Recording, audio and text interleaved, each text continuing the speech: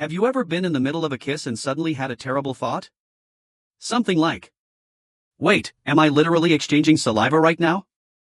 Probably not. Most people don't let their brains sabotage them at moments like that. But once the thought appears, it's hard to make it disappear. Because if you stop and think about kissing for more than a few seconds, it starts to look incredibly strange. Two people voluntarily pressing their mouths together. Tongues touching. Saliva mixing. Millions of bacteria changing addresses in real time. And somehow we've collectively agreed that this is one of the most romantic things humans can do. The more you examine it, the weirder it becomes. What's especially fascinating is that humans don't just kiss. We elevate it. We write songs about it. We build entire movie scenes around it. We spend years chasing the perfect one. Yet if you tried explaining the concept to an alien species, it would sound less like romance and more like a failed biology experiment. That sentence alone should be enough to end several civilizations. And yet here we are. Of course, humans aren't completely alone. Some animals display behaviors that resemble kissing. Chimpanzees do it. Bonobos do it. Even elephants engage in forms of affectionate mouth contact. But humans took the idea and pushed it far beyond anything nature seemed to intend. We turned it into an art form. Think about how many things can go wrong. Sometimes you're nervous and your mouth suddenly forgets how to function. Your lips feel awkward. Your tongue becomes an independent creature making terrible decisions. Nobody knows where anything is supposed to go. The entire interaction feels less like romance and more like two people unsuccessfully trying to park a car. Other times you've just finished eating. Maybe it was garlic. Maybe it was onions. Maybe it was a bowl of extra spicy hot pot 15 minutes earlier. Now you're leaning in for what is supposed to be an intimate moment while carrying the chemical aftermath of your last meal. One person is trying to focus on romance. The other is silently wondering why everything tastes vaguely like chili oil and beef broth. Nobody says anything. Everyone notices. Then there are those moments when your brain decides to become your worst enemy. Everything is going perfectly. The mood is right. The chemistry is there. You're completely immersed in the moment. And suddenly a tiny voice appears. Thanks, brain. Very helpful. What makes this even stranger is that many people assume kissing must be a universal human instinct. It feels so natural that we imagine every culture throughout history must have done it. But that's not actually true. Anthropologists have found cultures where romantic kissing was rare or even absent. Throughout human history, millions of people formed relationships, got married, raised families, and lived perfectly normal lives without treating mouth-to-mouth contact as the pinnacle of affection. Which raises an uncomfortable question. If kissing isn't universal, then what exactly is it? Why did it become so important in so many societies? The honest answer is that nobody knows for sure. There are theories, of course. Some researchers think kissing functions as a biological compatibility test. Your brain may be unconsciously gathering information about another person's health, genetics, and immune system through scent and taste. In a strange way, your body could be conducting a rapid background check without your conscious awareness. Others believe kissing evolved because it strengthens pair bonding. Physical closeness triggers neurological responses associated with trust, attachment, and emotional connection. And some scientists simply admit that human behavior is messy and cultural. Not everything has a clean evolutionary explanation.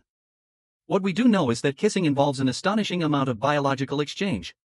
Every kiss transfers enormous quantities of bacteria between two people. Entire microscopic ecosystems are being introduced, evaluated, and absorbed. While you're thinking about romance, millions of microorganisms are experiencing the most exciting relocation event of their existence. It's essentially a bacterial networking conference. And somehow, we're perfectly comfortable with that. What's even more interesting is that your body should hate this. The human mouth is filled with defensive systems. Saliva contains antimicrobial compounds. Your immune system constantly monitors foreign invaders. Reflexes exist specifically to prevent unwanted substances from entering your body. Your biology is designed to be cautious. Except when it isn't. Because then one person appears. One specific person. And suddenly all those protective instincts seem surprisingly negotiable. The same mouth that normally rejects foreign objects suddenly becomes the center of your attention. The same brain that worries about germs all day decides that this particular exchange is acceptable.